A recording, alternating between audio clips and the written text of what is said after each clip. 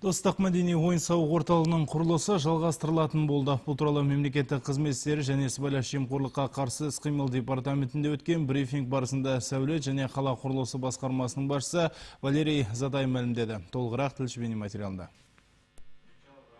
2016 жылы Петропавлда Қазақстан мен Ресей әріптестігінің 13-ші өңіраралық форумы өтеді. Осыған орай қаламыздың архитектуралық келбеті біршама өзгереді деп күтілуде. Жамбыл көшесіндегі негізгі кіреберіс магистралі өзгертіледі. Ол жердегі спорт сарайының жанына теннис орталығы салынады. Сондай-ақ шағын ауданда 3 қабатты тұрғын үйлер бой көтереді. Ал қонақтар үшін ең таңғаларлық ғимарат Достық үйі болады деп жоспарланған. Ол құрылысы осыдан 10 жыл бұрын басталып, тоқтап қалған Достық орталығының ғимараты негізінде салынбақ. Жаңа жоба құны 2 миллиард теңге. Мамандардың айтуларынша құрылыс жұмыстары осы жазда басталады. Предложено в этом проекте реконструировать первый этаж. Бұл жобада ғимараттың бірінші қабатын қайта құру, екінші қабатын толық жасау ұсынылған. Сондай-ақ мекеме ішінде үлкен дөңгелек зал, ұлттық орталықтар, қала тұрғындарына қызмет көрсететін бөлімдер болады. Балаларға арналған ойын-сауық орталықтары, театрларда осы ғимараттың ішінен орын тебеді. Негізі өте қызықты жоба. Осы жылы жүзеге асыратын боламыз. Береке шағын ауданында да құрылыс жұмыстары жалғасын табуда. Бұл жерде жаңа оқу жылында Назарбаев интеллектуалдық мектебі ашылады. Қазіргі таңда ғимаратта соңғы жұмыстар жүргізіліп жатыр. Білім ошағы 720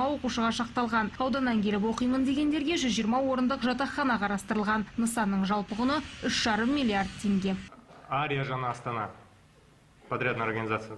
Құрылыс жұмыстарын Ария жаңа Астана мердігер компаниясы жүргізіп жатыр. Өткен жылы жабдықтау жұмыстары тоқтап қалған болатын. Ғимараттың негізгі жұмыстары аяқталды. Қазіргі таңда әрлеу жұмыстары жүргізілуде. Жоспарға сай маусым айының соңында барлық жұмыстарды аяқтап, шілдеде ғимаратты тапсырамыз. Сондай-ақ өңір жетекшісі Ерік Сұлтановтың тапсырмасына сай сәулет және қала құрылысы әкімдікпен бірге мәдениет және демалыс саябағын дамыту туралы ұсынысты қарастырып жатыр. Фариза Жазитова, Альбина Ғалымова, ақпарат.